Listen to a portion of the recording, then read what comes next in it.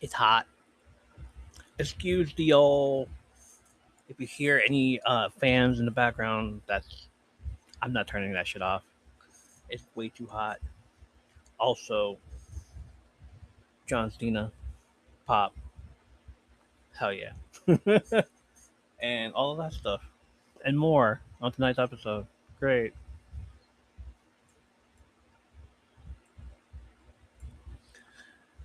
All right, people are in the chat. We got this. The community's in the chat. We're ready. The 4th of July may be over, but if your neighborhood is anything like mine, the fireworks are still putting in overtime. Apparently, somewhere along the way, we all agreed that Independence Day wasn't just a holiday; it was an entire season, and that's how summer has always felt. Not like the movies where every night's some blockbuster adventure, but those real summer nights, the ones where you sat around a campfire, stayed outside until streetlights came on, talked about absolutely nothing, and somehow remembered those conversations for years. No big production, no special occasion. Just another night with good people, and that's kind of what every night feels like. Welcome back to my third place.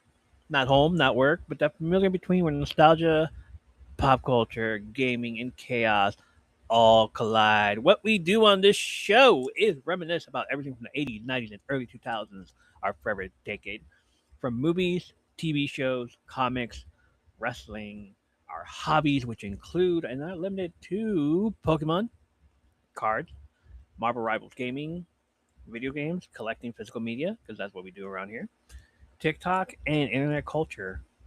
Each week, the community joins us through the live chat on TikTok or YouTube for pod deck questions, debates, top five lists, games, and deep dives, including our ongoing journey through this book right here, Dungeon Crawler Carl. It's less like a formal podcast and more like a chair, pulling up a chair in a room full of your friends and sharing stories of the crawl, laughing and remembering the things that made us who we are. Welcome to your third place. This is episode 308, and tonight is just us hanging out on the porch. No co host, just another summer night, a microphone, and whatever conversation the evening decides to bring. But we're going to start with a personal check in. I finally have an update on my A1C, what my doctor had to say during my latest appointment, how things have been going, and where I am 5 years into this diabetes journey. It's one thing to talk about the numbers, it's another to talk about the habits, the victories, the setbacks. There's been a lot of setbacks and everything in between. Hopefully, if someone is listening and is going through something similar, maybe my story helps a little. Um, hopefully, Then then it's time to break out the scissors, glue, and bulk cards again. The Pokemon DIY project never stops. It continues. It's going to continue on. I'll let you guys know what I've been building lately, what ideas are coming next, and why having a creative hobby like this has become one of my favorite ways to unwind. Of course, the World Cup continues to steal the spotlight. We're down to the final 8 teams, and what a weekend it has been. We'll talk about the bittersweet farewells as countries saw their World Cup dreams come to an end, the injuries that can completely change the tournament, the incredible performances, and the growing conversation surrounding what could be Cristiano Ronaldo's final World Cup appearance. We'll also continue World Cup 101, breaking down the game for newer fans and explaining some of the moments and terminology that make this tournament so special. And while we're talking football, it's time for a golden boot watch. Who's leading the tournament in goals? Who's quietly climbing the leaderboard? And who has the best chance to finish as the World Cup's top scorer? Then we're jumping into gaming. Marvel Rivals. Maybe we'll talk about it. Maybe I won't. I don't know. But it finally gave us a deep look at the next season. We'll break down everything revealed into the developer live stream, the new characters, gameplay changes, quality of life updates, and whether these changes are enough to keep players excited heading into the next season. Meanwhile, PlayStation fans aren't exactly celebrating. The conversation around Sony and the future of physical discs keep getting louder, and players have plenty to say about it. We'll talk about why so many collectors are frustrated, why physical media still matters to a lot of us, and what this could mean for gaming going forward. And finally, it's time to head back into the crawl. Yeah, I'm gonna bust that book back out. The M3P Book Club continues as we recap the latest chapters of Dungeon Crawler Carl Book 5. If you've been following along, you already know the series somehow finds new ways to surprise me every single week. We'll dive into the biggest moments, the twists, the characters, and why the series keeps pulling me deeper with every chapter. So, whether you're listening outside while the fireworks are still echoing through the neighborhood, driving home with the windows down or up and your air conditioner at full blast, believe me, that's a saying. I would rather do that than windows down at the moment. Or just looking for someone to spend your evening. Pull up a chair. We got plenty to catch up on. This is episode 308 of the M3P podcast. Let's kick into it. Let's kick it. Get it? No? Okay. Let's kick it already. Let's get into it. Um, my week was great. I don't even remember if I did, did this on the live or not, but that guy right there, that little guy, whoever was watching, that guy right there, yeah. I tried to put him up there. He's too heavy for all the stuff. He's too heavy for anything. So I'm just gonna leave him on one of those. Another more remodeling in here and there, but I'd rather have him like this because I have being creative, I guess. Um, More stuff is going up pretty soon. More stuff's coming down pretty soon. And apparently, I can't find my Squirtle. It fell. I dropped. It dropped. I dropped it. It fell. We'll find it soon. Um, Pokemon DIY. What I said earlier, that how that's going. So I wanted to do. If you guys can see it on here, let me see if you guys can see it on here. Nope. Right there to my right is, so I put everything in magnets, and I started just putting the puzzles that are all over the Pokemon cards. Whatever puzzle that's out there in the Pokemon cards, I'm just gonna put it up there. And then I remember that I had the Lorcana cards, the puzzles from the Lorcana sets. I'm like, oh, why don't I just do that too? Might as well put them up there, and I did. So this is the latest one. I don't know where the other ones are at, so I gotta look for them. But just in case, the latest one was like right here next to me around here. So there's that. We have 3 more months until October. So I was starting to look for decorations, what to do with my bulk cards for Halloween, and I found some pretty nifty stuff.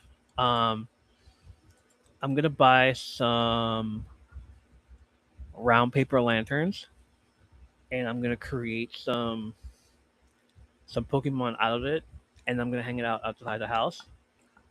All this talk from the Airbnbs from this past year, like it was supposed to be Pokemon theme. It just it made me realize maybe I should do the same thing. Open up a new Airbnb that's Pokemon themed, but it's ghost Pokemon themed, haunted Pokemon. Not really. I'm just gonna decorate the house and put up some Pokemon theme style and see how that goes. But um, so I've been looking around for all the ghost type and the psychic type of Pokemon, and just in my bulk. So that's gonna be a lot of fun trying to look at into it and all that. Um, yeah, that's about it. That's all I'm doing for that. Uh, I decided to screenshot all my Pokemon TCG Pocket pulls, not all of them, but the hits that I get, and print them out. And the binder that I bought like a few weeks back. I think it was a few weeks back. There's a pink binder, and it came with lots of stuff. So I'm just like, I'm gonna put all of them in here. I'm gonna print them out. And I'm gonna put them all in here, and yeah. Uh, I don't think I've seen any of these in actual Pokemon lore in a TCG, but hey, it works. Like this one. Yeah, they're all paper. I don't care. I'd rather do this than spend some money trying to like get it out there. But it has everything on there, so it has the artist and all that stuff. So yeah, um, and it's just gonna be like that. It's not gonna be anything big deal out of it. So yeah, that's happening, and I think that's about it. Um, all right, so my A1C.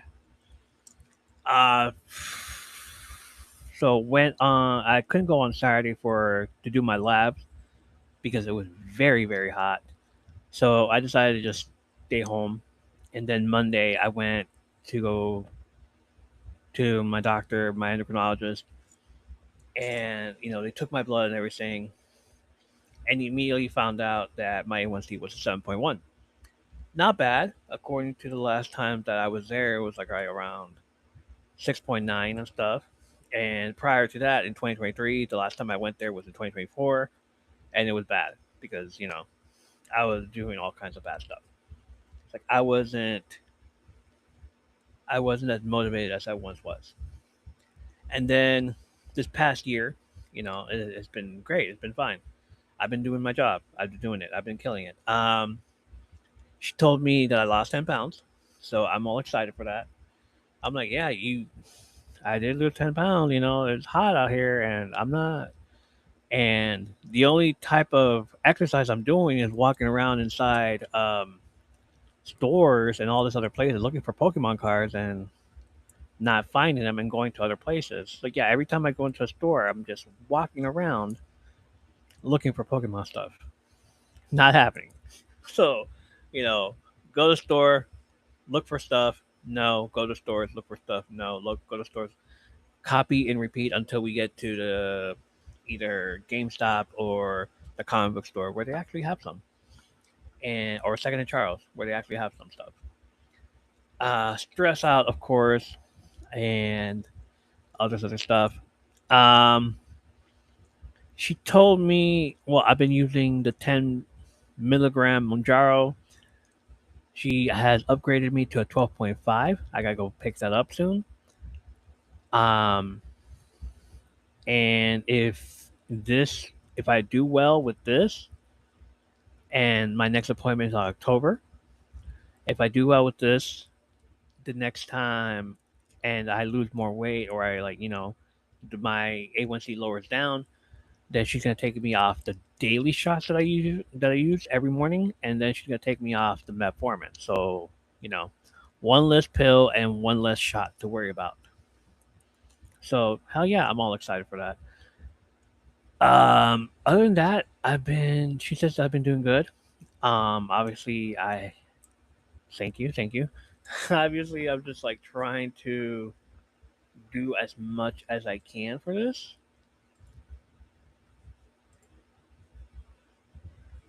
Everything looks great. Can't hear the fans. Thank you, man. I appreciate that. So everything looks great. So I'm trying to like do all that stuff. Thank you. So proud of you. I appreciate that. Um, gonna go for walks from now on. Gonna go like it's walks. Um, when was it? Last year, I think. When I was all into Marvel Rivals gaming, I created some character workouts, but I just like saved them and I didn't do anything with them.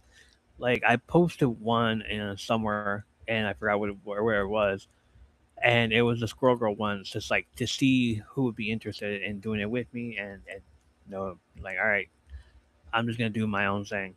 But I'm thinking about redoing those. Obviously, I'm we're at that point where I gotta stretch before I do anything. I'm 45. um, I've had diabetes for like 5 years now. Y'all know the deal. Y'all know when I went through it. I told you that story back in April.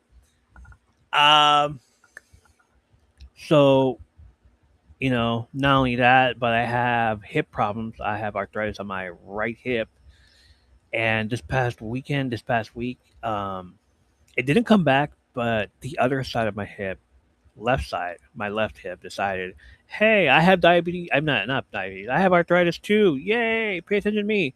And I'm like, fuck. So I started doing all the stretches, all the workouts, all the everything, massaging it and stuff. Um, so yeah, I need to like get back to walking again. I need to get back to doing stuff that will help me make me feel healthy. Obviously, the food is great. I'm cooking every night. Weekends, I go out get food, either Chick Fil A, Chinese, Panda Express, or Jimmy John's. But like every night, I'm cooking, and it's not that bad. I'm drinking water. I'm drinking lots of water. Everybody in the chat is like asking me, "Have you hydrated?" Every time, so I gotta drink the water. I gotta drink the water along with the reading of the book.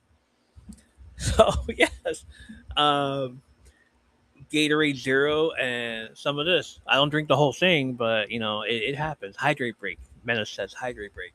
I don't drink the whole thing, but it's like it just a sip here and there. So that's probably why where I'm just like I don't drink the whole thing. I get like I buy five of them and they all last me for like 2 weeks because I'm like barely drinking any of it now. And especially since it's hot, I forget that I didn't put it in the fridge and it's out here on the table. And then when I grab it and I start drinking it, it is fucking disgusting because it's been out in the freaking hot, ugh, humid weather. So yeah, don't drink that.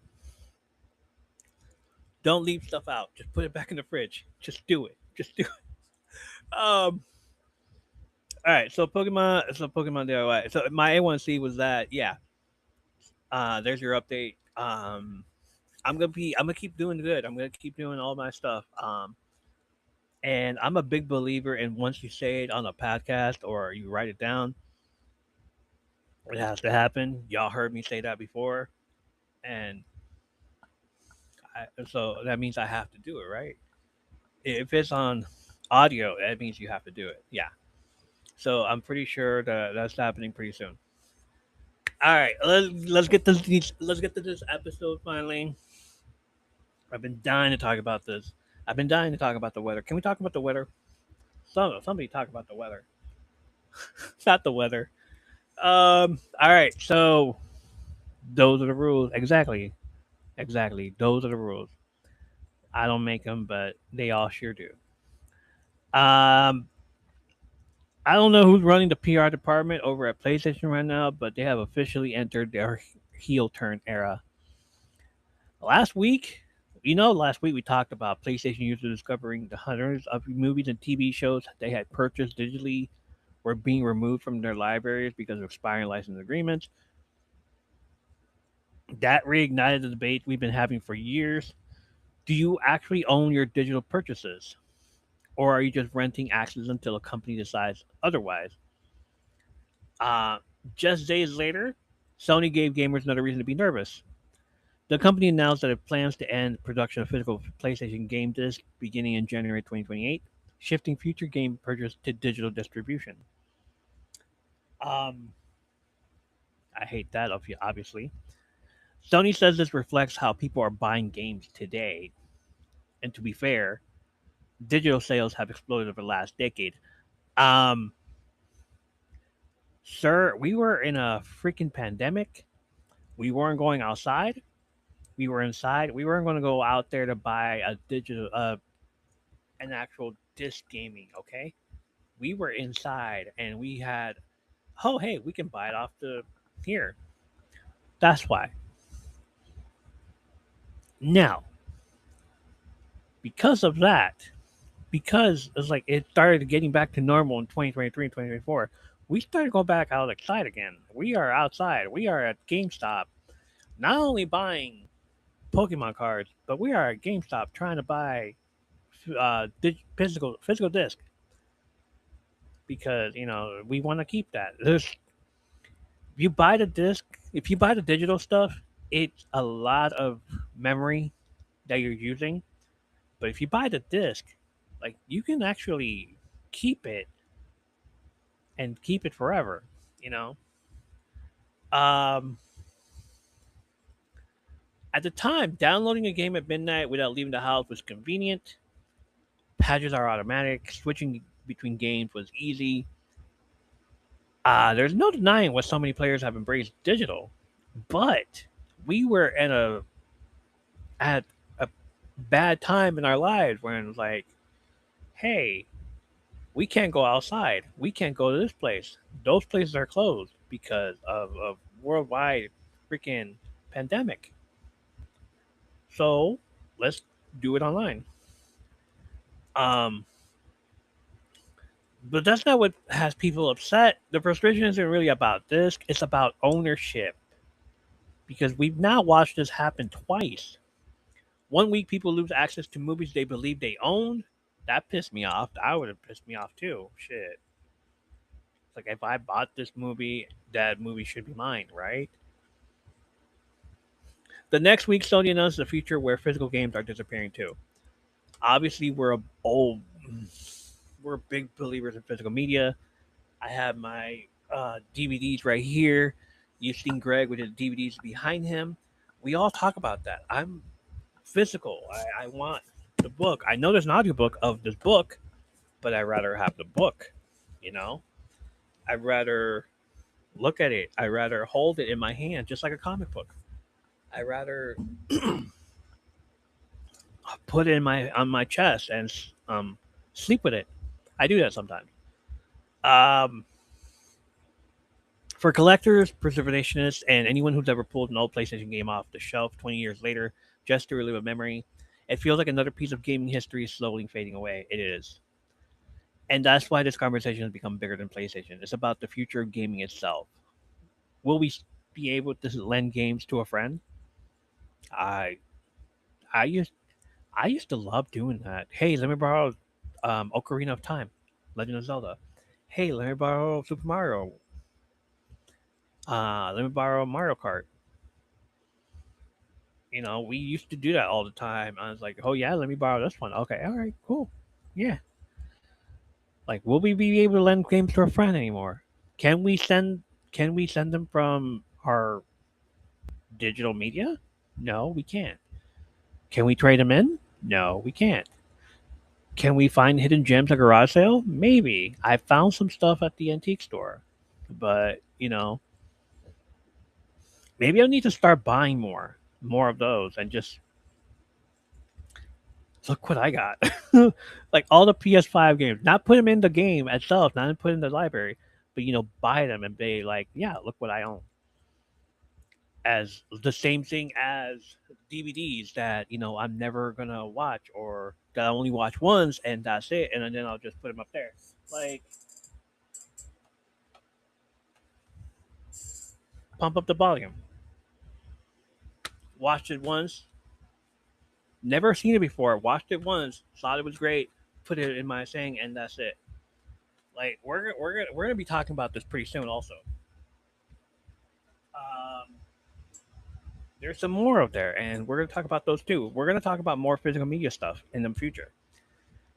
Um, like I'm gonna build shelves full of, and I'm gonna have more shelves here, and I'm gonna put all the games, all the DVDs, everything, and those things are like they tell stories of our lives, what we like, what we're into, what we used to like, our decades, every decade. Like, yeah, I want to do that. Um, are we heading toward a future where our entire collection, exists on a server we don't control? Like, you have a library in your server, and half of it is gone. Like, oh, I own that. No, I don't, not anymore. What? Why not? Because Sony PlayStation decided to delete it, and Sony PlayStation decided to delete the game that you bought also in the near future. you know, because like once you own PlayStation 10, are you gonna have all the all the games that you owned back in PlayStation 5? Is it gonna be all right there? It's like, where's your library? Oh, PlayStation 10 that said it cut off to make room for the new stuff. Get the hell out of here.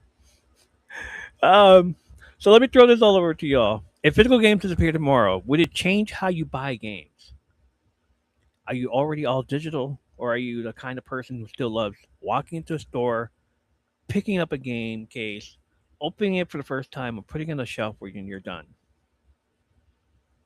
I, because maybe this isn't really about plastic cases or shiny discs. Maybe it's about something we talked about on the podcast for a long time: ownership versus convenience. And the last couple of weeks have taught us anything that conversation is going away anytime soon. Is this going to change how I buy games? Because I can show you my game, my WWE games from. Well, I can't, but yes, I can show you all my WWE games because I used to have them on the PS2, PS3, PS4, PS5. Not PS5, not anymore. Well, I did get PS5, the 2020 WWE game. That was horrible. I think that was the last time I ever bought it on disc because we couldn't go out there. But like, I can tell you all the games that I have, and I can show it to you, and I can be like, "Oh, this was great." Like, like reliving the past with Polaroids. Like, oh yeah, um, this was a great moment. Oh my god, I remember I was doing this and this and this. Like, look, I have it in my hand. Let's just pretend this freaking card is it's a it's a thing.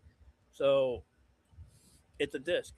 So, like I can just be like, oh, I have this, I have WWE 2K 2020, I have Raw versus SmackDown, I have WWE 2K13, 2K 2K13. I remember 2K13 because it was a gift from a friend, and we were supposed to do. And the only one I know was 2K13 that I did that with, and with the other people from the other podcast, and we did what's it called, a Secret Santa, and somebody bought me that, and I bought them the same thing. It was weird. It was fucking hilarious. I'm like, we should have just kept it. Oh, okay, that's fine. But you know, we did the same thing with 2K14, I think. But I have 2K13, 2K14, 2K15, and then it became bragging rights. And then became Robbers SmackDown, and then it just all that stuff. Here comes the pain. Shut your mouth. All of them. I can say that I have them. Same thing with these other games. Um, and not Final Fantasy, uh, Kingdom Hearts. Like I can say I have these because I bought them. I went out there and bought them because I wanted them. I wanted to collect them. So yeah, it would change how I buy games. I was like, I buy games now because it's not out there. It's expensive. It's expensive either way. But if you're gonna take off the game, at least give us some more memory on your device, that we can at least put them in there, in the library. So I'd rather do that. And yes, I am the kind of person who still loves walking into a store. I look at the game case and I'm just like, oh, cool, $80 for Deadpool. No. Um, and the same thing with movies. Like I grab the movie, I look at it, I put it on the DVD or the PlayStation, and I just watch it, and then it's done. I put it on the shelf. It's right there on the shelf. And like having a library of your own right there next to you, it's better than like, oh, my library is digital. It's on the PlayStation. I can't get it to you. I can't show it to you right now because I have to turn on my PlayStation 5 and like all that stuff. When I can just turn the camera over and look at that. There it is. There all the stuff. There's all my physical stuff. There's my binders. There's my books. There's comic books. All that stuff. So yeah, I'd rather do that than any of this stuff. Yeah, this conversation isn't going anyway anytime soon. So we're gonna do more of that. We're gonna do more physical media stuff. We're gonna talk about more physical media stuff. And I'm pretty sure all the podcasters out there are gonna say the same thing. Some of the podcasters. I don't know about today, but I know some podcasters who feel the exact same thing. Um, I know there's this one podcast that does like, he has videotapes and he goes to a store and he like sells the videotapes to people and like come over here and we'll sell you this videotape. Um, what's it called? 8 Mile. This is from way back in the 1990s to 2000s. Like all this stuff, and like yeah, we're all for that here too. All right, that's all for that. World Cup 101. Uh, World Cup 101, where we explain the rules and tradition of soccer so you can enjoy the world's game, even if you're just tuning in every 4 years. Um, Here's something that's probably everybody's been confused a lot of for first time viewers. If you've been watching the clock, it hits 90 minutes, you think, all right, game's over. Then suddenly the referee holds up a board that says 10 plus 10 or plus 12 or maybe even plus 50 minutes. And people are thinking, wait, where did all that extra time come from? Soccer has always had stoppage time, sometimes called added time. The difference is that referees didn't always count every delay accurately. For years, you'd see maybe 3 or 4 minutes added, even if the game had been stopped much longer than that. So here's what's changed. In recent years, FIFA instructed referees to be much more accurate about accounting for lost time because teams figured out a little trick. Imagine your team is winning 1-0 with 5 minutes left. Suddenly, players start walking really slowly to take throw ins. The goalkeeper takes forever to kick the ball. Substitutions happen one at a time. A player goes down with cramps. We've seen it happen before. It become yeah. Someone ties their shoe. Maybe there's a long goal celebration. Every little delay eats up the clock. It's called time wasting, and while some of it is legitimate, some of it is gamemanship. Teams are trying to protect the lead by letting the clock run. It's like basketball when they're just like passing it to each other and letting the time run out, and then okay, you know, no, FIFA is all like, no, you waste time. You want to waste time? We'll just add it back. We're gonna add that time back. So where does that time come from? The referee keeping track throughout the entire match. They're adding time for things like injuries and when trainers come into the field. Player substitutions, goal celebrations. So if you take a long time to celebrate a goal, 5 minutes, no, it's not even 5 minutes. I'd say around 2 to 3 minutes, around there, depending on who you are. If you take a long time to celebrate a goal, they're going to add it to it. VAR reviews, where officials check a play on video to see if you were offside or not. They're gonna check the times. Like, all right, I spent at least 2 minutes, 3 minutes looking at this video and doing this whole thing. I'm gonna add the time back. Penalty kicks. They're gonna add the time back. And players deliberately wasting time. They're gonna add the time back. So when you see plus 11 minutes, it doesn't mean the referee made it up. It means the game was stopped for about 11 minutes at half. The goal is to make sure fans actually get close to 90 minutes of soccer, not 90 minutes of clock. But here's the fun part. Before the emphasis, a team that was losing might only have 3 or 4 minutes to mount a comeback. Like we seen a big comeback in recent weeks where like, oh, they're still going? Oh shoot, okay. Now they might have 10 or 12. That's led to some absolutely wild finishes. Teams have scored game winning goals in the 97th minute, the 101st minute, even later. Imagine thinking your team has won, you're celebrating, and then 5 minutes later the other team scores to tie it. That's happened. And I hate it. More than once. It's happened more than once. Another thing you'll notice that players don't quit when the clock hits 90. You'll hear announcers saying things like, "We're in the 94th minute," or "It's the 98th minute of play." And they'll say it in, I watch it in Spanish. I don't watch it in English. I watch it in Spanish because it's just much more dramatic. Estamos aquí en el momento, blah, blah, blah. Goal! Yeah, that's them. Not exactly the way, but it's them. That's because the match isn't over until the referee blows the final whistle. There isn't a buzzer like basketball. There isn't a game clock that automatically ends the game like football. The referee decides when enough at time has been played. Sometimes that means one last attack. Sometimes it means one last corner kick. And sometimes that's when history is made. Think about how different sports handle the clock. In basketball, the clock stops almost every whistle. In football, it stops all the time.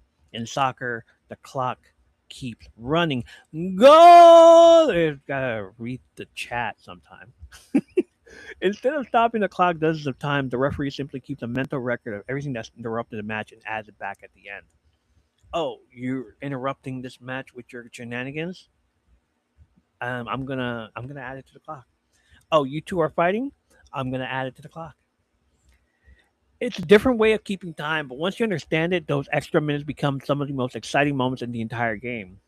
So the next time you see +8 or +12 on the board, don't think of it as overtime. Think of it as soccer saying, we're just giving the game back the time it lost. And if your team is trailing by a goal, those extra minutes might just become the most important minutes of the entire match. And like lately, I've just been like, oh man, we lost. No, we scored another goal. Goal! I love it. All right, let me drink this water real quick. I know y'all been like wanting me to drink the water. I got you.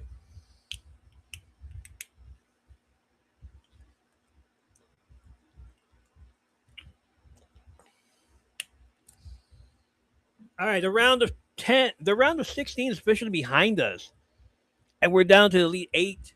Every team left is now just 3 wins away from lifting the biggest trophy in sports. Let's take a look at how we got here. Um, Norway 2, Brazil 1. Sunday gave us one of the toughest matches for me personally because two of my favorite teams had to face each other. In the end, Norway came out on top, defeating Brazil 2-1 behind the incredible play of Erling Haaland, my guy. Um, we all love him. One of the producers, I keep saying that one of our producers is from Norway. So, like when I made that challenge last week about let's hear your goal chant, and when Haaland scored those 2 goals, like oh shoot, she says I will later. When Haaland scored those 2 goals, the second goal is when she sent me the video of her yelling goal, and I'm gonna put it here next week on not next week on Saturday. We're gonna see more people do the goal chant. Hopefully, I'm gonna put him on myself. Mez will probably do one herself. Greg will probably do one himself as well. We're hoping Red does it too.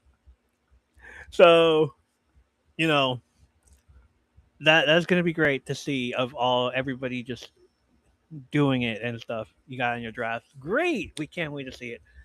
But Haaland continues to prove why he's one of the most dangerous strikers in the world, and Norway keeps its World Cup dreams alive. Brazil may be samba'd into the tournament. Brazil may have samba'd into the tournament, but Norway rode their long ship straight into the quarterfinals. Looks like the Vikings raided another kingdom. England 3, Mexico 2. The second match Sunday night was another heartbreaker for me. Obviously, Mexico fought hard, but England escaped with a 3-2 victory in one of the most entertaining matches of round of 16. It was back and forth, plenty of chances, and unfortunately for Mexico, England found one more goal. Sorry, Lady Emily. I'm still cheering for Mexico in spirit, but I'll give England credit this time. It actually did come home, at least for one more round. Um, Before we continue, apparently there was a video someone had made after Mexico lost, and I have to share it because it was hilarious. Also, it's true. Like, how dare you beat us? How dare you? And this is saved. It's not saved, but I sent it to someone. I gotta look at who I sent it to.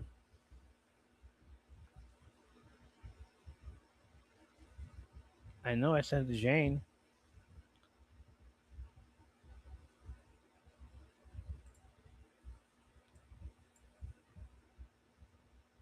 There it is. Found it.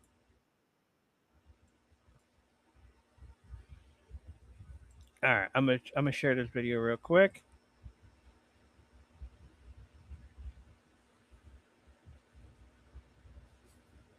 I can't do this. Hold on.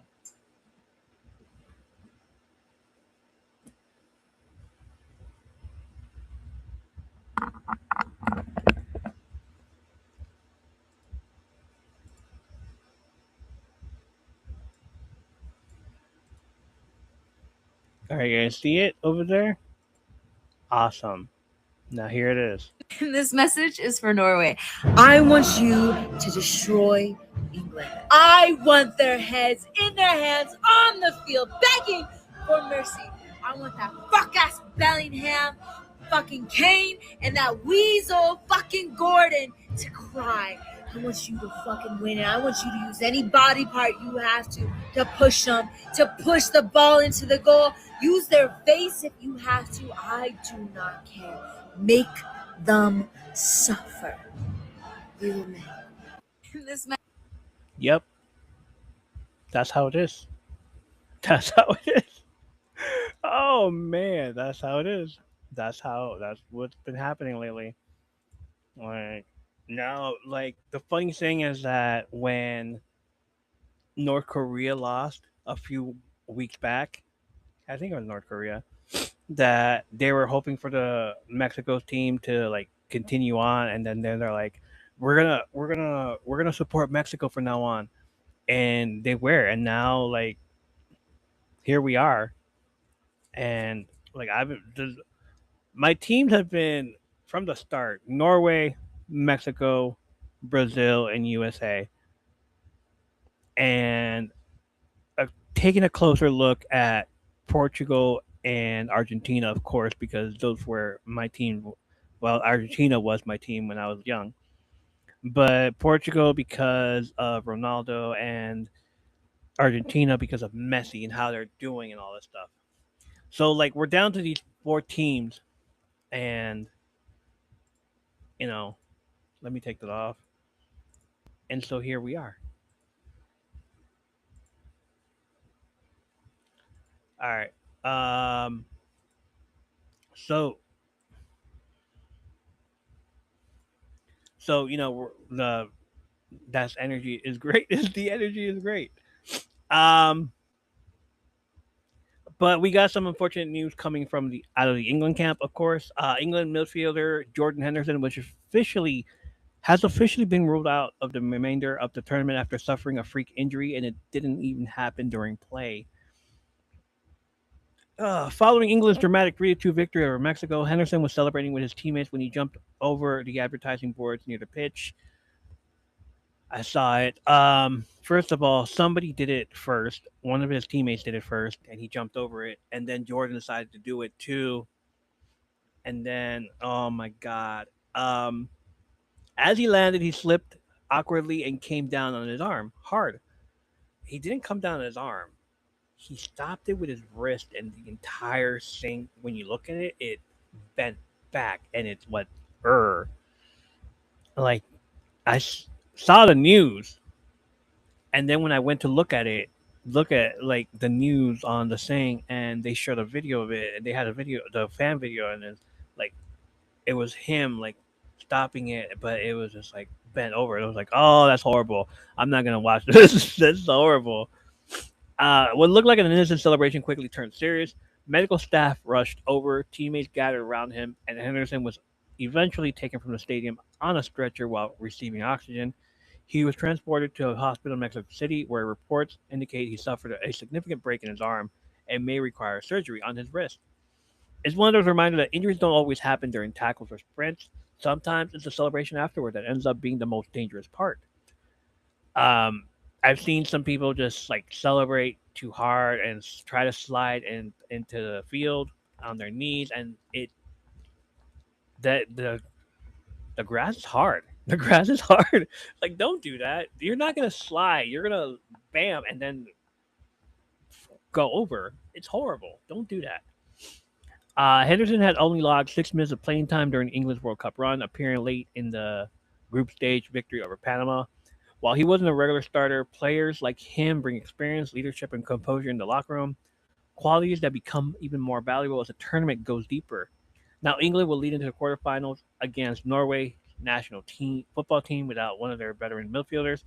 Thankfully, early reports suggest that injuries confirmed to his arm, so while it's devastating end to his World Cup, the focus now is on his recovery rather than a career-threatening injury. Spain 1, Portugal 0. Is that your king? Is that what your king was all about? The Ronaldo part? Monday featured another heavyweight matchup. Spain and Portugal battled out in a game where every mistake mattered. In the end, Spain found the only goal they needed, defeating Portugal 1-0. That means Cristiano Ronaldo World Cup journey comes to an end. If this truly is his final World Cup, what an incredible career it's been. Sometimes the knockout rounds don't care how legendary you are. One goal can end a dream. Looked like Spain slammed the door shut before Portugal could say one more. We also have Belgium 4, USA 1.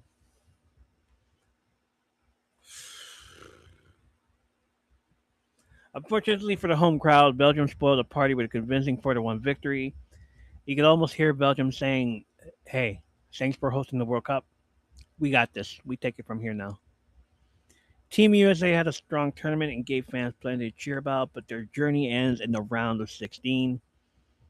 Looks like Belgium brought more than waffles and chocolate. They brought goals. I see it. I see it. Yeah, I know. It's. I need to turn it off. Hold on.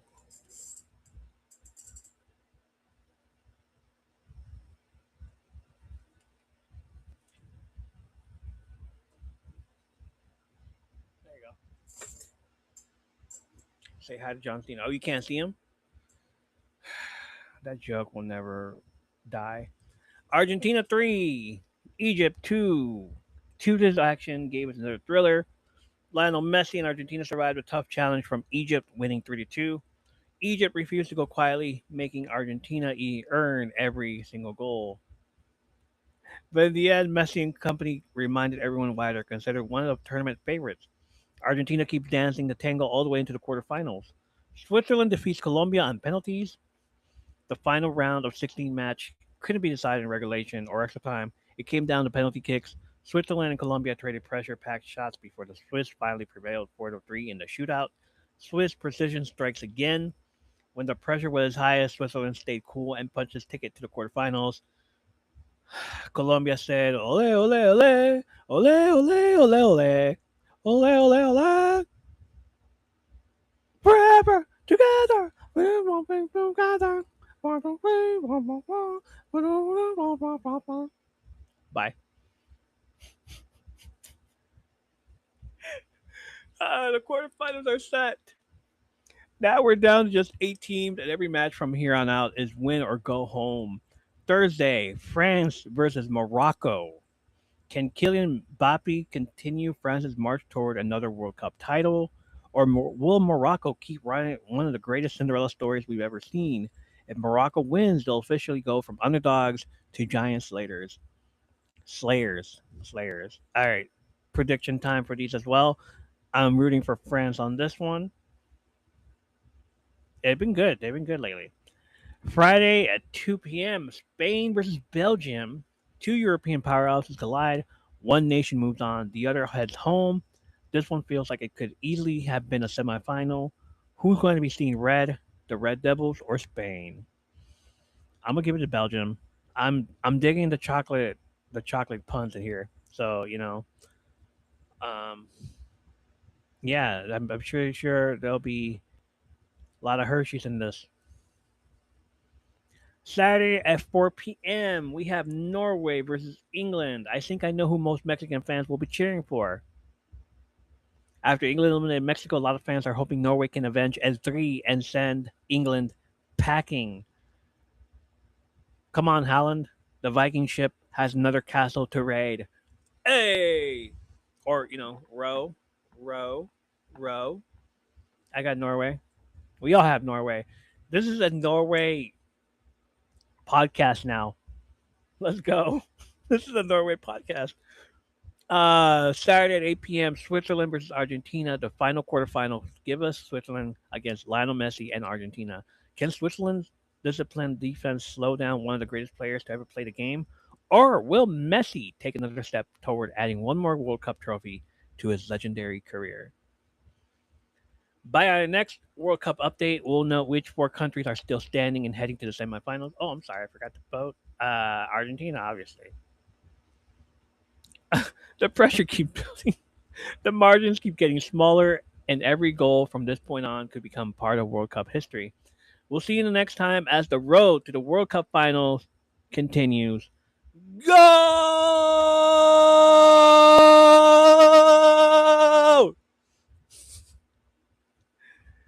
Um, all right.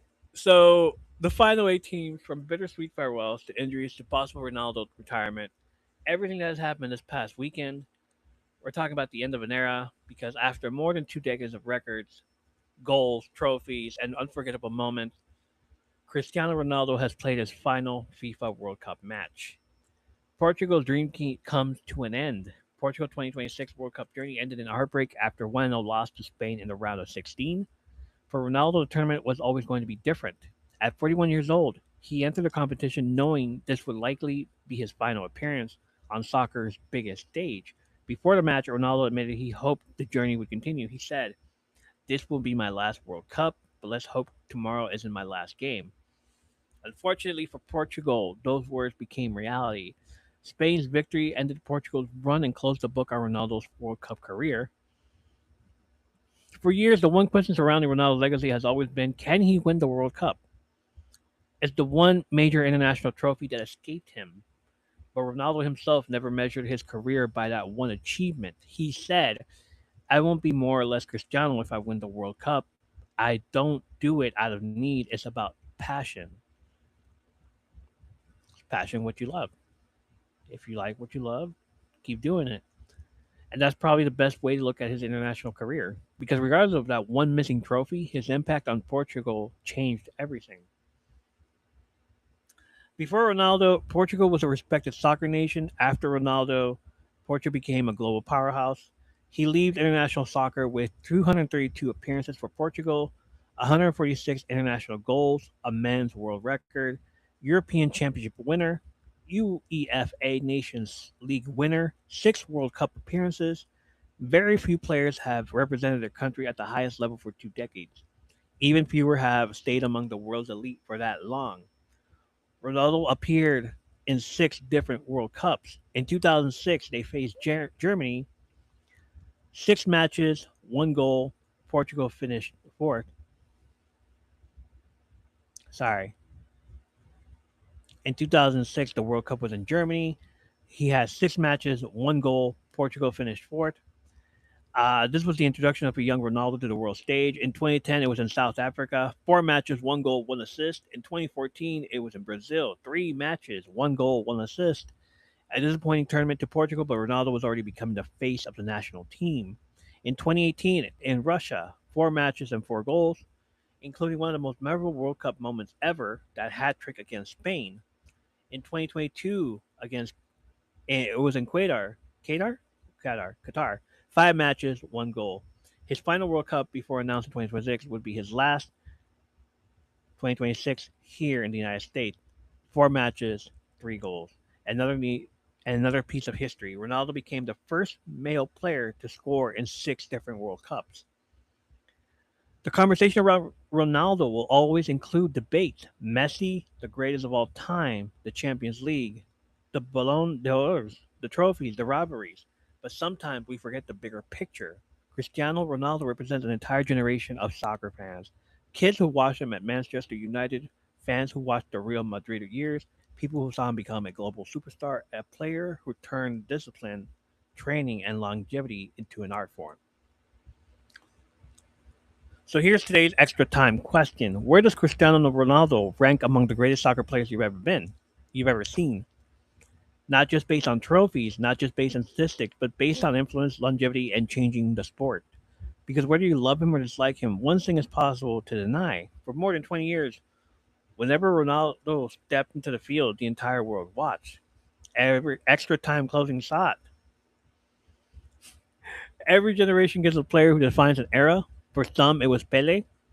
For me, it was Maradona. For this generation, it was Ronaldo and Messi. And now, one of the longest and most incredible World Cup journeys in history has reached the final whistle.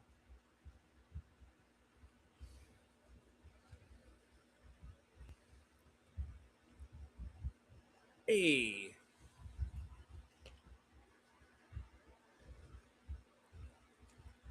shit's hot. All right, another soccer 101 real quick. The Golden Boot. You probably heard announcers talking about something called the Golden Boot right now, but what exactly is it? Think of it as soccer's version of the NBA scoring title or the NFL's touchdown leader. The Golden Boot is awarded to the player who scores the most goals during the entire World Cup tournament. Every goal counts from the group stage all the way through the World Cup final. At the end of the tournament, whoever has scored the most goals takes home the Golden Boot. Now, here's where it gets interesting. What happens if two players finish the same number of goals? The first tiebreaker is assist. So if player A and player B both score 6 goals, but player A also sets up more goals for teammates, player A wins the Golden Boot. If they're still tied after that, FIFA looks at minutes played. The player who scored those goals in fewer minutes gets the edge because they were more efficient. So it's not just about scoring, it's also about helping your teammates and making the most of your time on the field. Why is it called the Golden Boot? The award is literally a golden colored trophy shaped like a soccer cleat, or what most of the world calls a football boot. It's one of the most recognizable individual awards in soccer. Some of the biggest names in soccer history have won it. Jess Fontaine still holds the record for the most goals scored in a single World Cup, with an incredible 13 goals in 1958, a record that has stood for decades. Ronaldo Nazario won in 2002 with 8 goals. James Rodriguez surprised the world by winning it in 2014 with 6 goals. Kylian Mbappe captured the Golden Boot. Captured gold shit. Kylian Mbappe captured the Golden Boot in the 2022 World Cup after scoring 8 goals. Can you win the Golden Boot without winning the World Cup? Absolutely. A player can score a bunch of goals and still have their country eliminated. The Golden Boot is an individual award, while the World Cup trophy belongs to the entire team. So sometimes the tournament best goal scorer isn't on the championship team. As the tournament goes on, you'll hear commentators talking about the Golden Boot race. It's like watching a home run race in baseball or seeing who will finish the season with the most touchdown passes in football. Every time your favorite striker scores, they're climbing that leaderboard. So while countries are battling for the World Cup trophy, the tournament's best scorer goals are also chasing one of soccer's most prestigious individual honors, the Golden Boot. With only the quarterfinals, semifinals, and finals left, players have at most 3 matches remaining to add to their totals. And here how the race is shaping up. Um, the top 10 are Lionel Messi at 8, Erling Haaland at 7, Mbappe at 7, Harry Kane at 6, um, Ismail Sarr from Senegal at 4, who's been eliminated, Jude Bellingham from England at 4, Julian Quinones of Mexico at 4, he's been eliminated though, Michael Oyarzabal from Spain at 4, Ousmane Dembele for France at 4, and Vinicius Junior Brazil at 4. Lionel Messi's 8 goals is the current favorite. Argentina is still alive, and if they reach the final, Messi could have 3 more games to extend his lead. Every time he steps on the field, he's a threat to score. The biggest challengers, Erling Haaland with 7 goals, is only 1 goal behind. Norway has surprised a lot of people, and if Haaland stays hot, he could leapfrog Messi with one big performance. Honestly, that I'm surprised because of that. Like this dude is like a menace. He's a beast. Kylian Mbappe, 7 goals. Might be the most dangerous challenger. France has looked like one of the most strongest teams in the tournament, which means Mbappe could have multiple opportunities to catch or pass Messi. Don't count out Harry Kane with 6 goals. Harry Kane is still very much in the race. England is still alive, and strikers can score 2 or 3 goals in a single knockout match. If England makes a deep run, Kane could quickly climb the leaderboard. Um, Long shot contenders. The players sitting on 4 goals would probably need an incredible finish, multiple goals in the quarterfinals and beyond to realistically win the Golden Boot. Their chances are also depend on how long their team stays in the tournament. For players like Ismail Sarr, Julian Quinones, and Vinicius Jr., whose teams already been eliminated, their totals are final. While teams are chasing the World Cup trophy, these superstars are battling for the title of the tournament's top goal scorer. By next week's episode, we might have a new leader, or Messi might pull even farther ahead.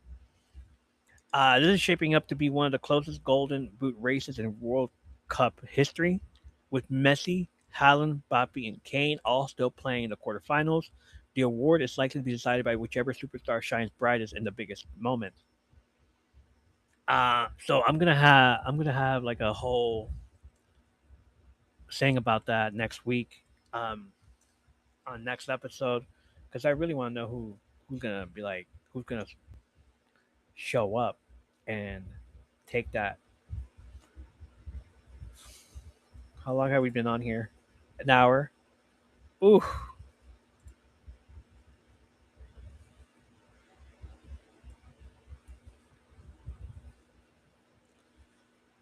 All right.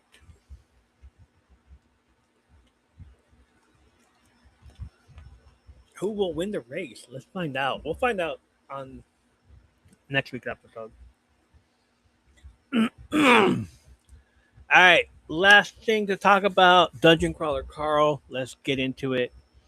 Last time we left the dungeon crawl, Carl had done the impossible. He destroyed the hunter's entire game before it even started.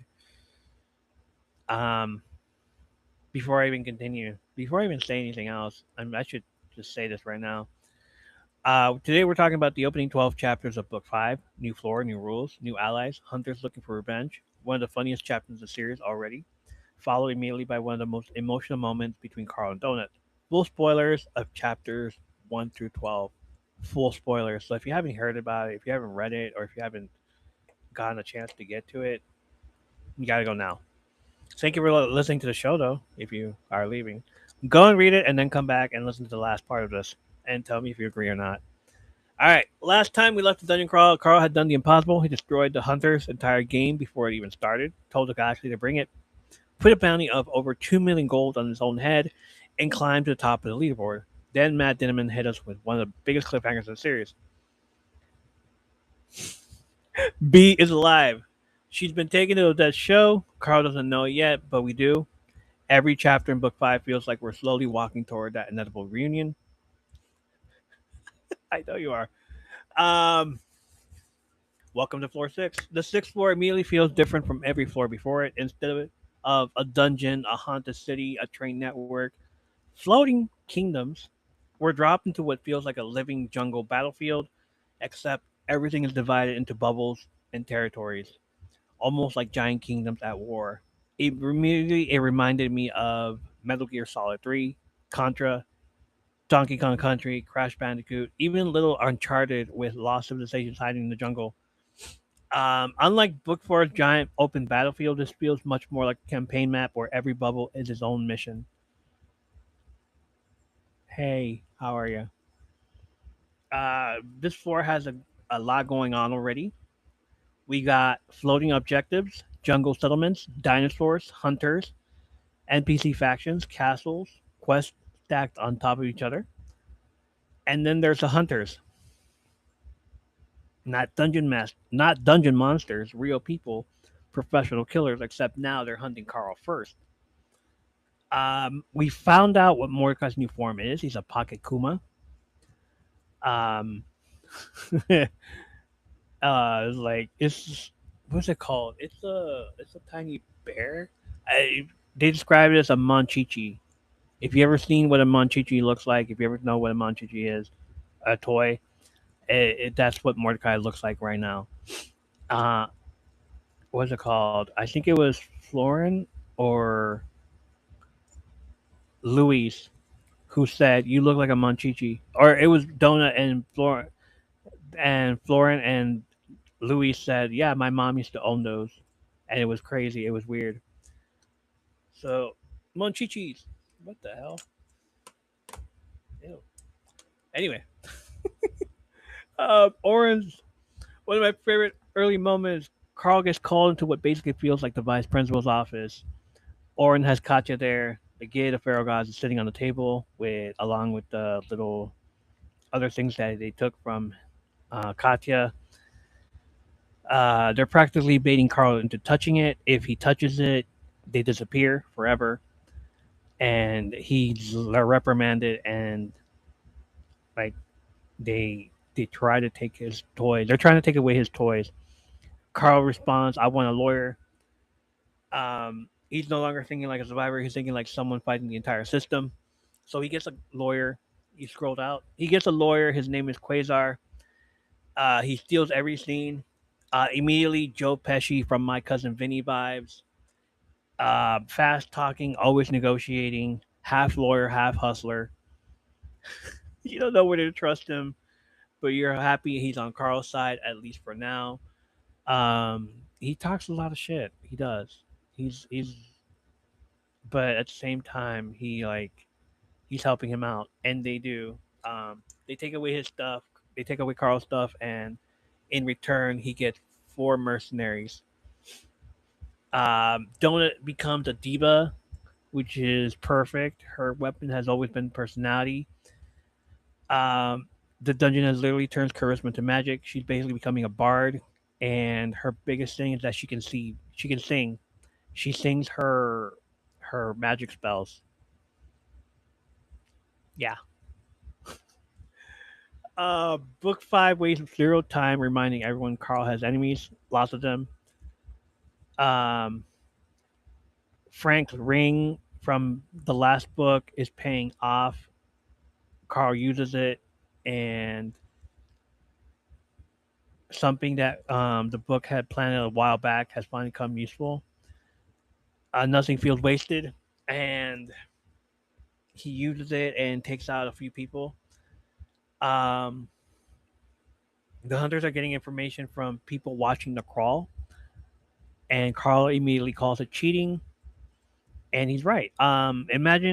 Someone watching, imagine watching someone stream online and then messaging their opponent exactly where they are, and that's basically stream sniping. The dungeon has never been fair. Carl just finally saying it out loud. Stream sniping is and different from here and in real life. Real life stream sniping is when someone shows up unannounced and you weren't uninvited, and stalks the person and just like, hey, what's going on? You know, here stream sniping is telling the person where they're at, and the hunter, going after Carl immediately. Monchichi's mean happiness.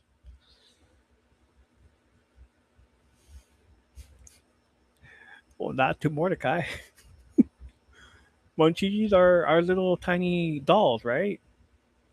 That's what I saw out of it. Miriam Pony, the two old friends return. Miriam Dom and Prepotente, or Pony.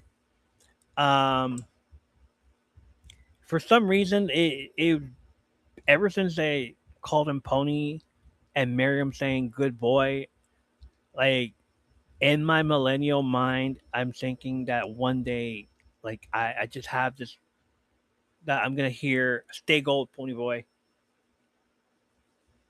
Like Miriam once again becomes the heart of the story. She heals, she forgives, she makes Carl and Pony apologize. They're like their siblings fighting in the backseat of their car. She's also a vampire. Prepotente is just a goat screaming his ass off. But still, like you can't tell me you don't hear Prepotente, good boy, and then his nickname being Pony, and you don't hear "Stay Gold, Pony Boy," because outsiders. Like, yeah, that's what I keep hearing in my head. Ah! Um, Matt Dinneman has developed a formula I absolutely love: huge battle, comedy, rewards, patch notes, then chaos all over again. Copy, paste, copy, paste. Carl even says in one of the chapters he's decompressing. The reward opening reminded me of Christmas morning. Every time they open rewards, every time they open their boxes, it just reminds me of when you're at in Christmas, when you're with your family and they're like, "Open your presents. Let's see what Santa got you." Whatever.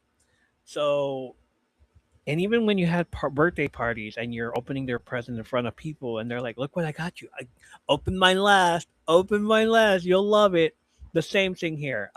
Every time, because of this moment right here, because of the hunters that were around and they killed like 40, 35 hunters. um he got 35 boxes out of it, 35 rewards. And and Donut was like, open them, I want to see. And she's all excited because if you can't be excited for yourself, be excited for someone else.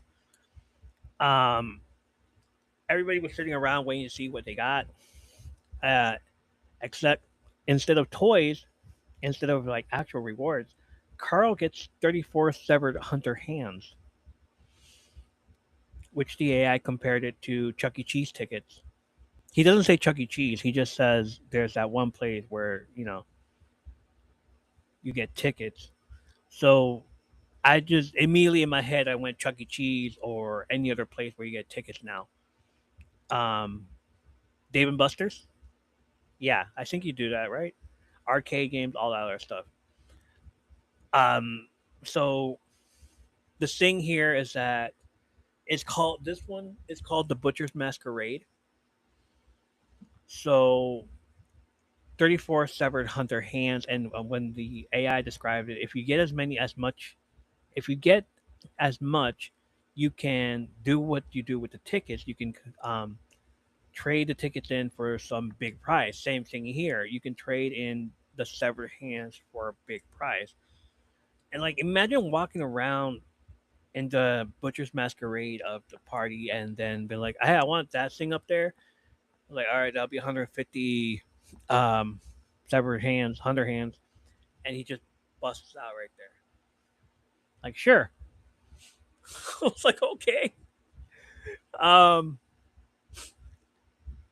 One thing that really stood out was Katya isn't following Carl anymore.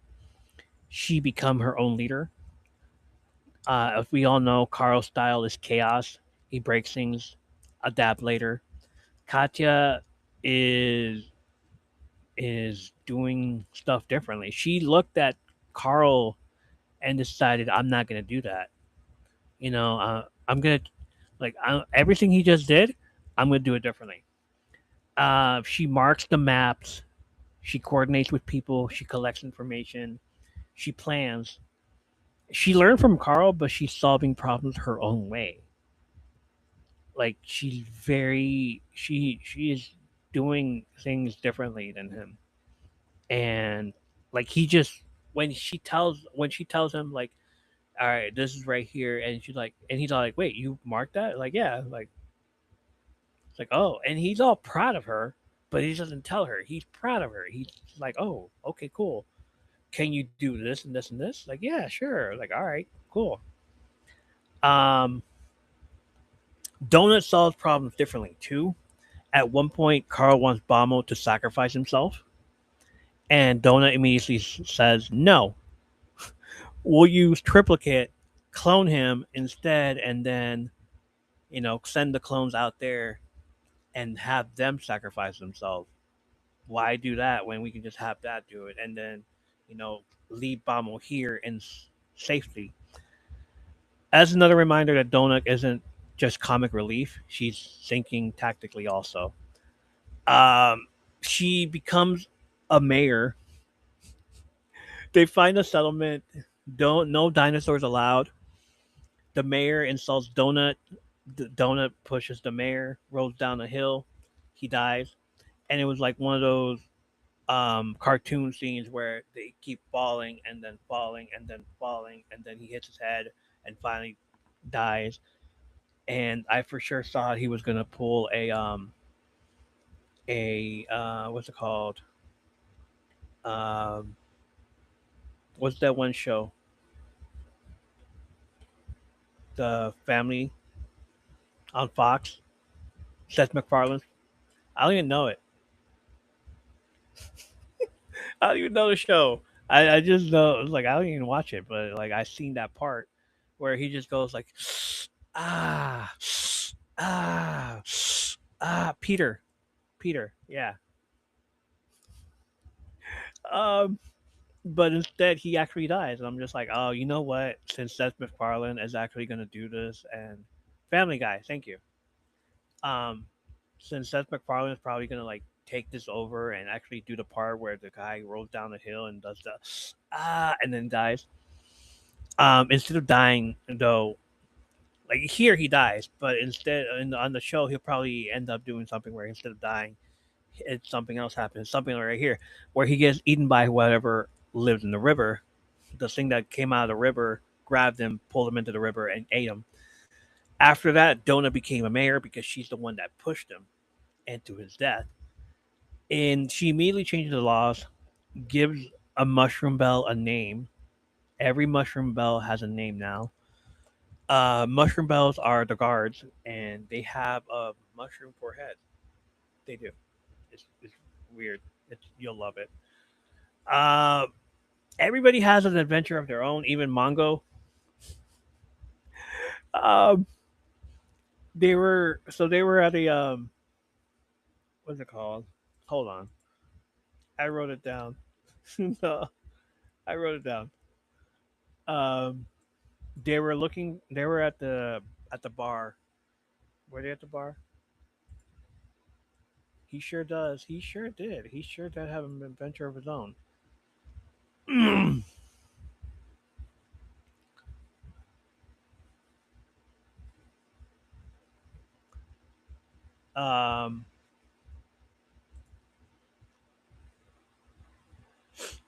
so chapter 11,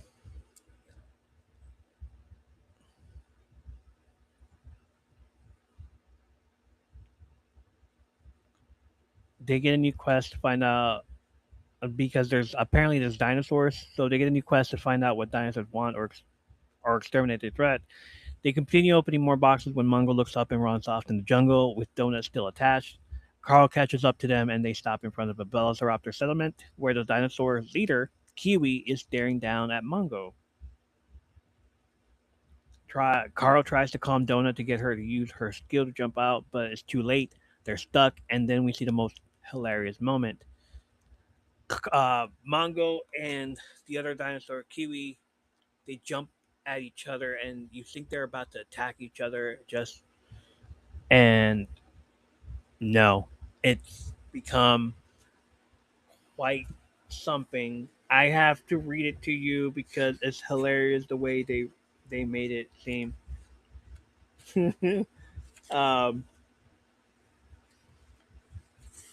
I don't think it's PG anymore at this point.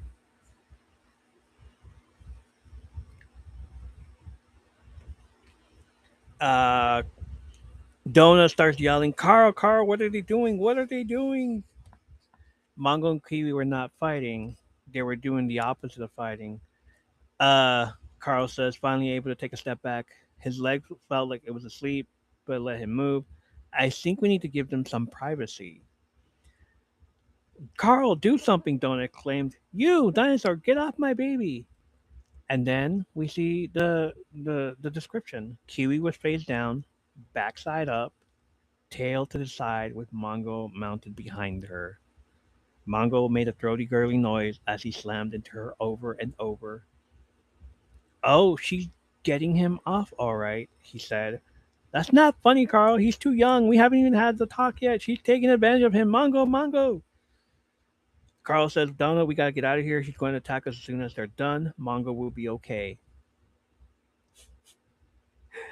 And Haven't you ever watched Animal Planet, Carl? She's going to eat his head. Mongo, stop that. This instant. Stop it now.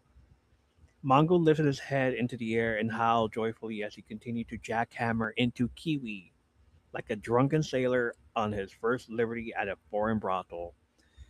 He lifted his wings and started flapping them up and down like he did when he was a little baby. His tail swished back and forth.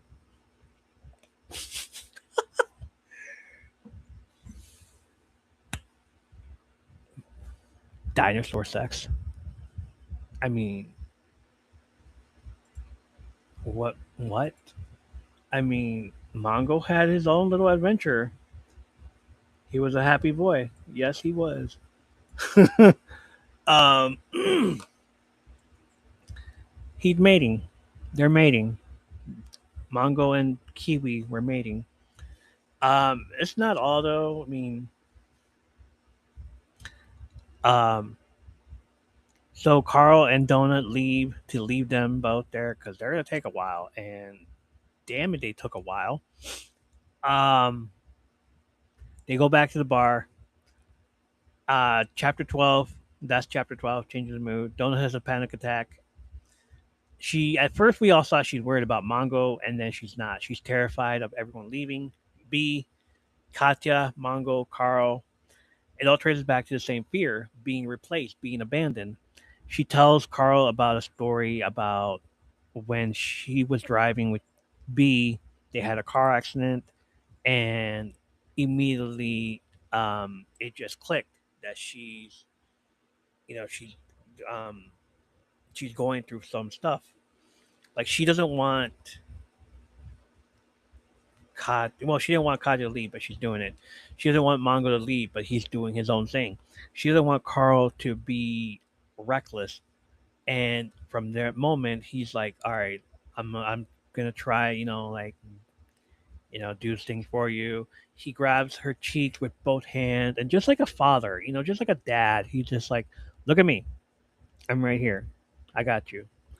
He calmed her down, and he's not treating her like a pet anymore. He's treating her like family. Um,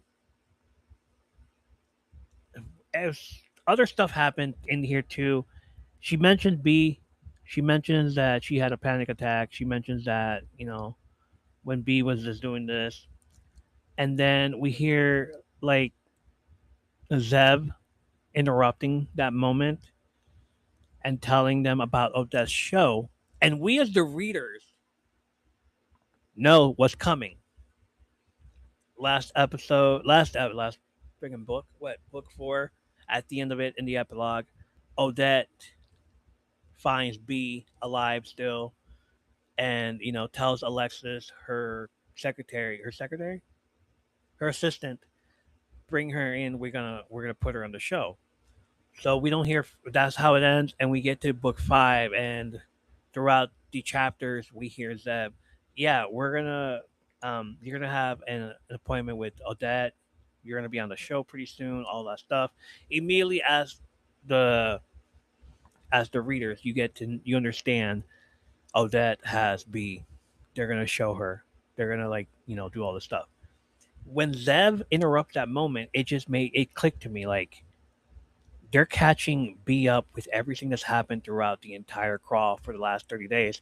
And last 30 days, I say be that because I looked into how many days it's been since book 1 and book 5 or book 4, and it's been last 30 days, right? Yeah, it's been the last 30 days where like he's been in the thing and she's been up there.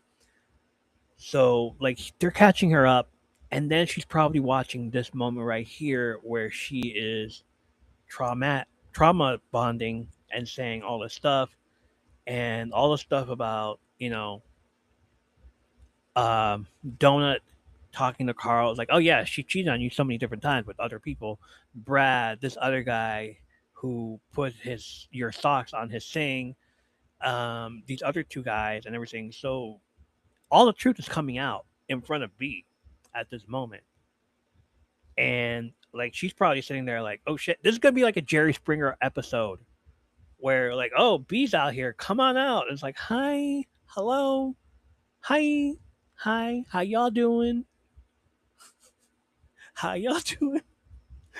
Um, so B is still coming. We don't know what chapter she's coming, but like I'm waiting for that moment because I wanted to leave it right there. I wanted to stop right there because just in case the next chapter is B or the next chapter of that, she's still coming the whole time. There's another layer happening. Odette scheduled Carl and Donut for her show. Carl has no idea why. We do. B's waiting. Every chapter feels like we're counting down to that meeting. Yeah, we're counting down to that meeting. We're waiting for it. Thing this book has reminded me of the games so far. Every book reminds me of games. So in book one, we had just the tutorial. We had the Dungeon and Dragons type of thing with everything.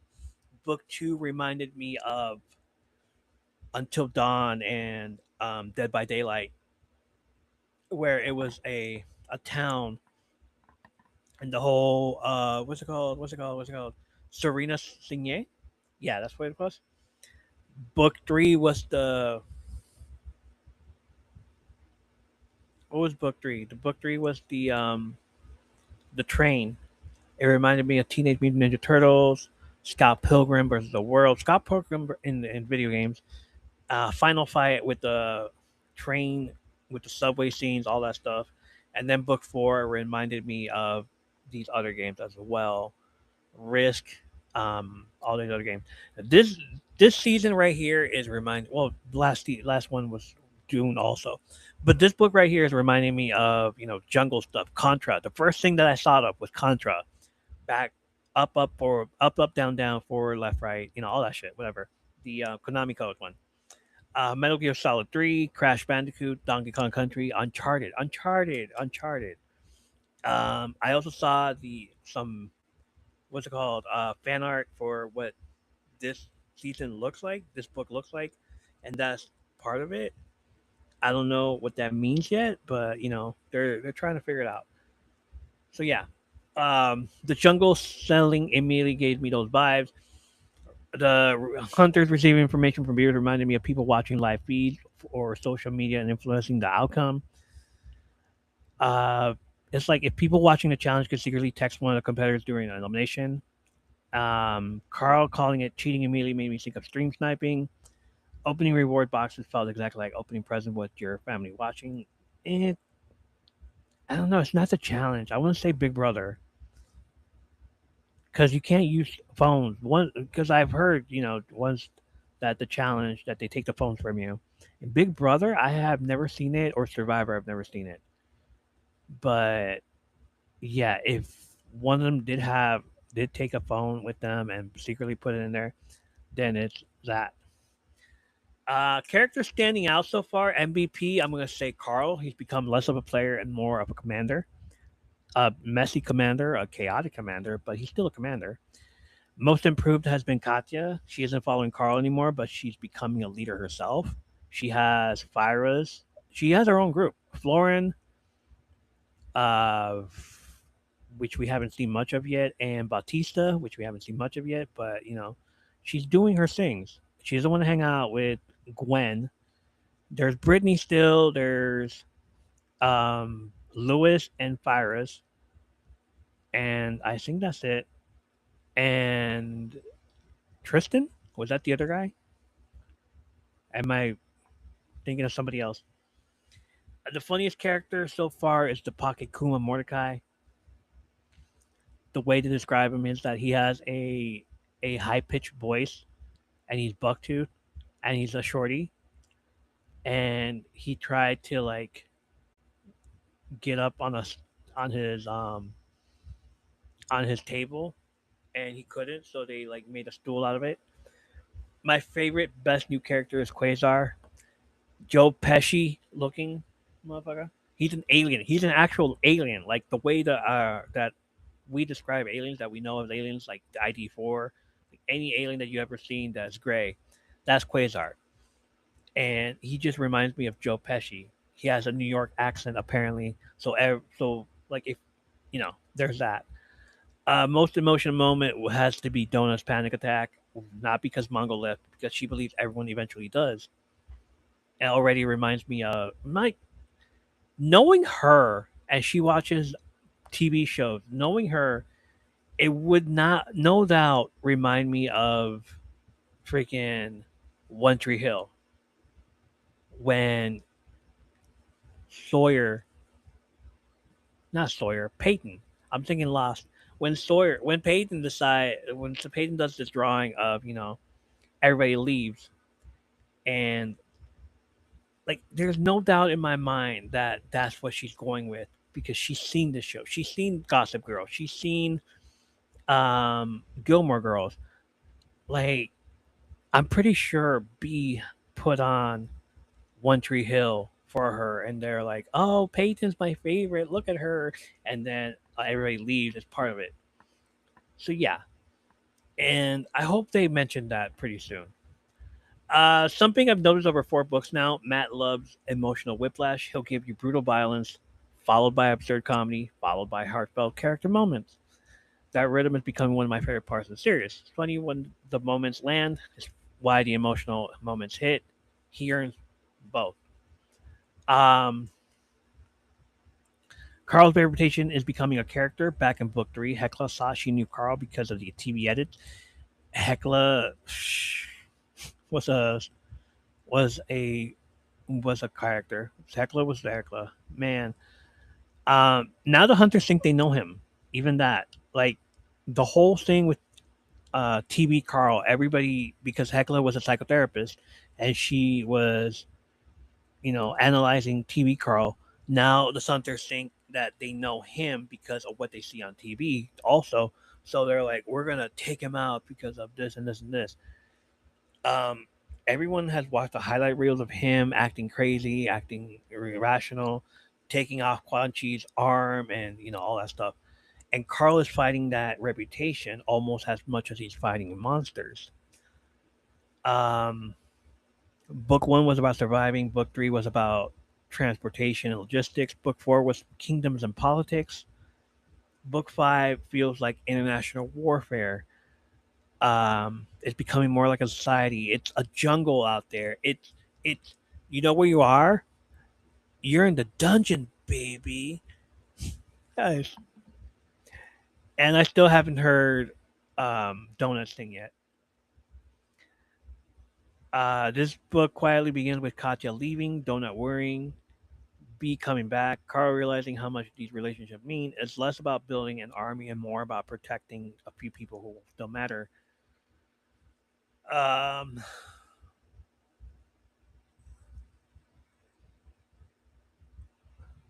12 chapters in, book 5 is taking its time, but I don't think that's a bad thing. Every floor in Dungeon Crawler Carl has had its own identity, and this one already feels like a jungle war movie mixed with a reality show, a strategy game, and a buddy comedy.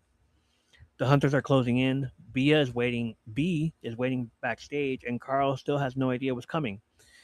If these first 12 chapters are just setting the board, I can't wait to see what this book does once all the pieces start moving. So, yeah. Um,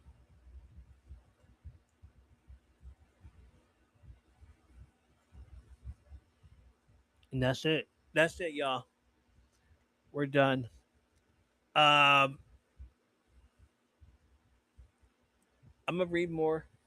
I think I'm gonna do like every 10 chapters, 10 to 15 chapters, and then do the update, do the recap of where I'm at and stuff. So yeah, that's about it. You guys ready to go? 133. Let's go. I love it. I love it.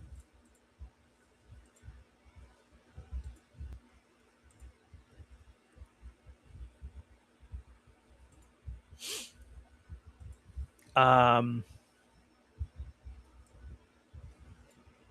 and just like that, another summer night on the porch comes to a close. Tonight, we checked in on something a little more personal. I shared the latest update on my A1C, what my doctor had to say, where I'm at in this 5-year journey with diabetes, and why sometimes the biggest victories aren't the flashy ones. They're the quiet moment when you realize you're making progress one day at a time.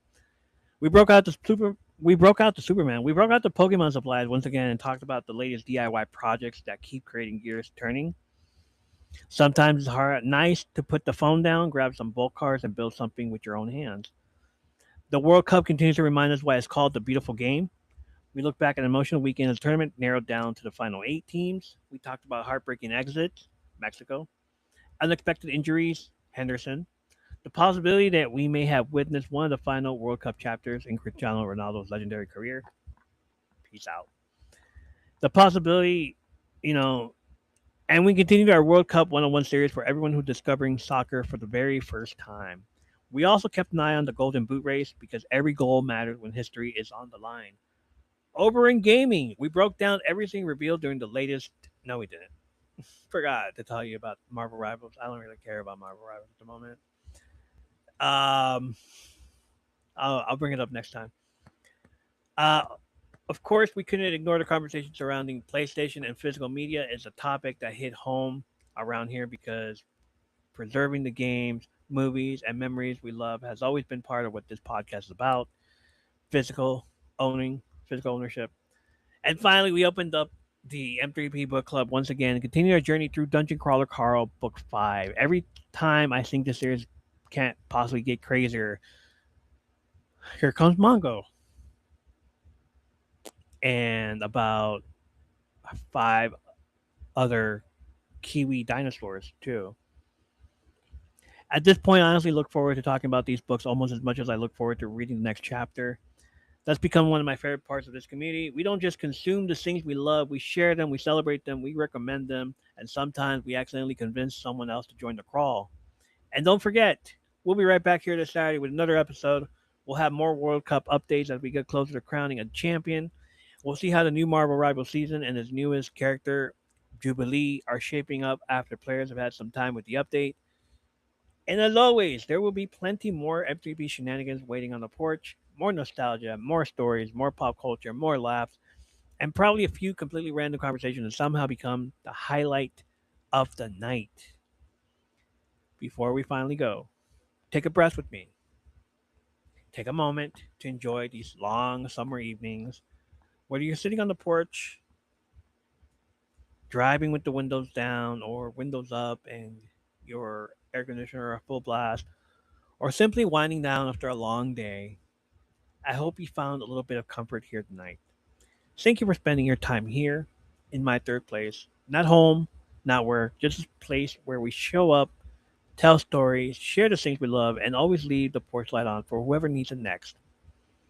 Take care of each other, take care of yourself. Enjoy the rest of your week. And until Saturday, keep your hobbies close, your memories closer. And if your team finds the back of the net this week, don't be afraid. Let the whole neighborhood hear you.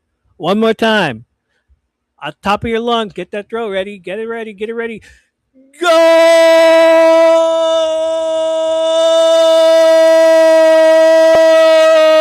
Lasso!